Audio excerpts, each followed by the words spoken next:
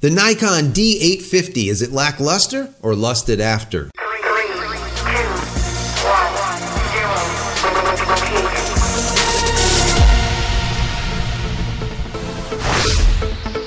Hey everybody, welcome back to the vlog. So it's tea time once again, and you're here with me just hanging out talking about photography. Today is once again about Nikon, their D850 that literally just a couple of hours ago was announced, publicly announced. No more leaks or rumors. It's actually out there. All the specs are out.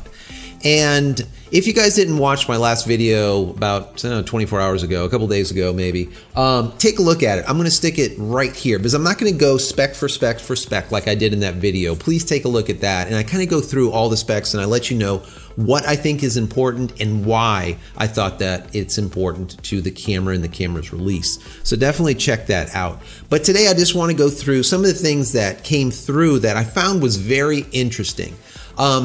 My thoughts on this release is that Nikon did a bang-up job at kind of keeping the press motivated about talking about their camera.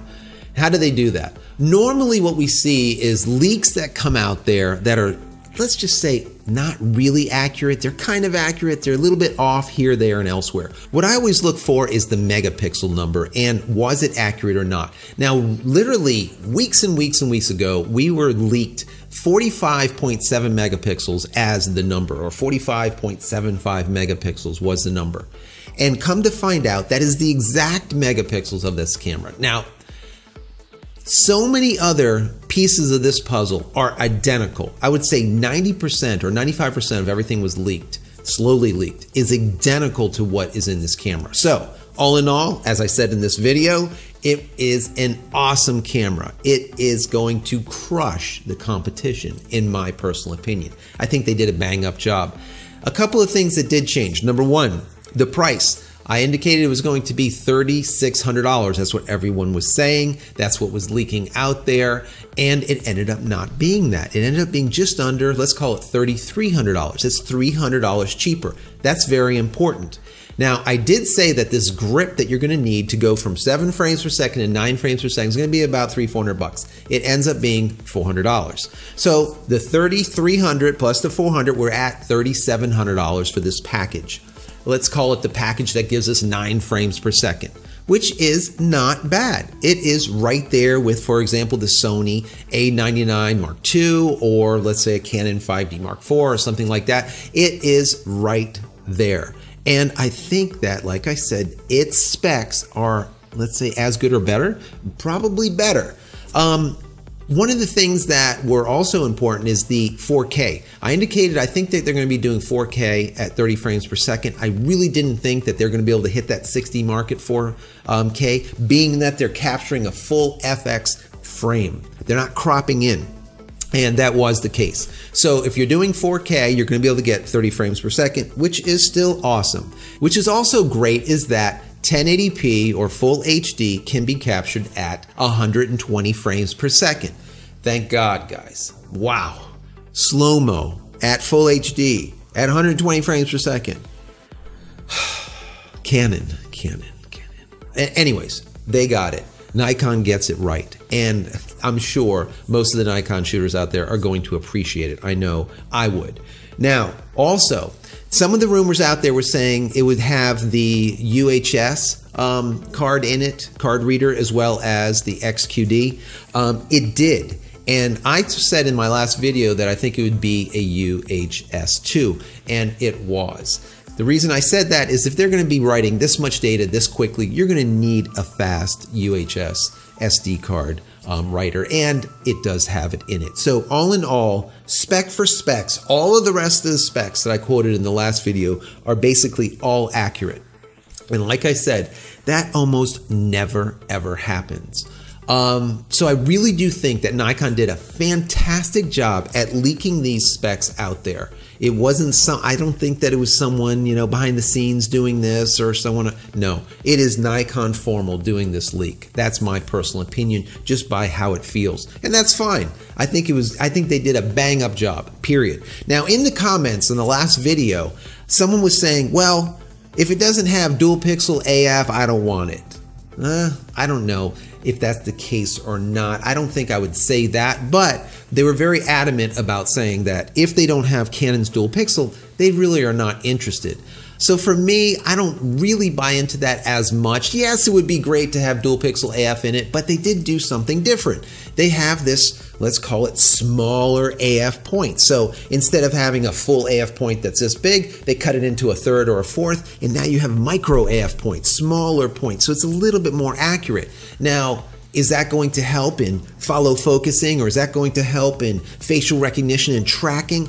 I really don't know, guys. I really don't know. But it looks like they're doing something to address that side of Canon that's just been doing fantastic for the last 4 or 5 plus years, where they came out with the dual pixel AF and it's just kind of the industry standard right now. So now in the announcement, they said that it will be available in September, and you can right now pre-order. Matter of fact, B&H has it online that you can pre-order right from them or from Nikon Formal.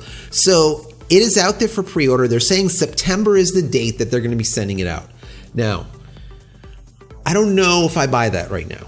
They might or might not. And the reason I say that is that I feel like they're a little bit backed up. There's like still some issues going on over there at Nikon. A perfect example is just came out a couple of days ago that Nikon's 100th anniversary D5, the D500, as well as their triple zoom, I think it is. It's a 14 to 24, a 24 to 70, as well as their 70 to 200. That's like an $8,000 kit. Anyways, these 3 items, these 100th anniversary, the logos that are on the metal box are peeling off, okay? The 100 is peeling off.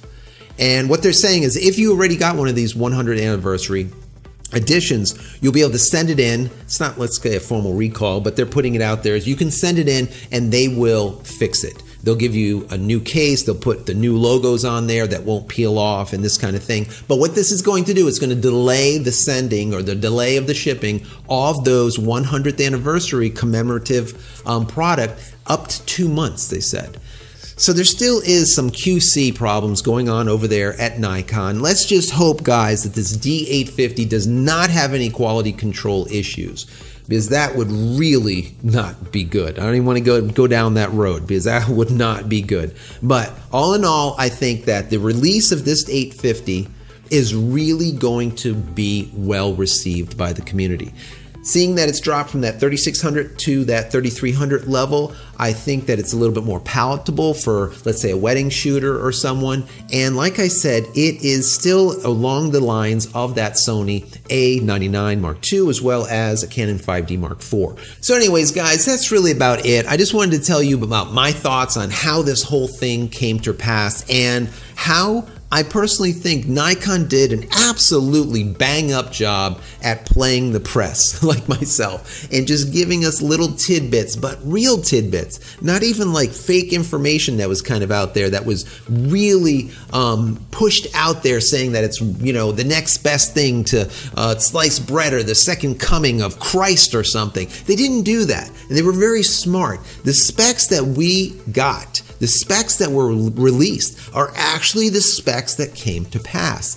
That is smart, guys. That is so smart. And absolutely all the best to them. I want to know what you think about this camera. Obviously, we're not going to know how everything works until we see some real world photos, some real world video, and get a real world review on the camera. But for me, I would like to know what you guys think about this Nikon D850. Is it something that you're going to jump onto right away, or you can kind of hold back a few months to see if there's a recall, if there's any kind of problems with it? What are you going to do? What do you feel about it?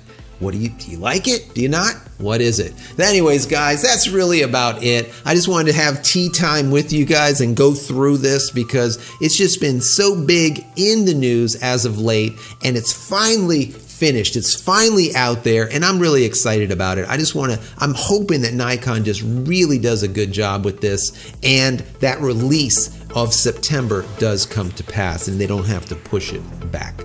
So that's it. I want to hear from you in the comments. Please put those ideas, those thoughts, add to the discussion, add to the conversation down below. And as always, if you enjoy my content, throw me a thumbs up. That would be appreciated. Don't forget to smash that subscribe button. That would be awesome. And head over to my website, JCristina.com, where you can find a lot of photography tools that I've invented for photographers just like you.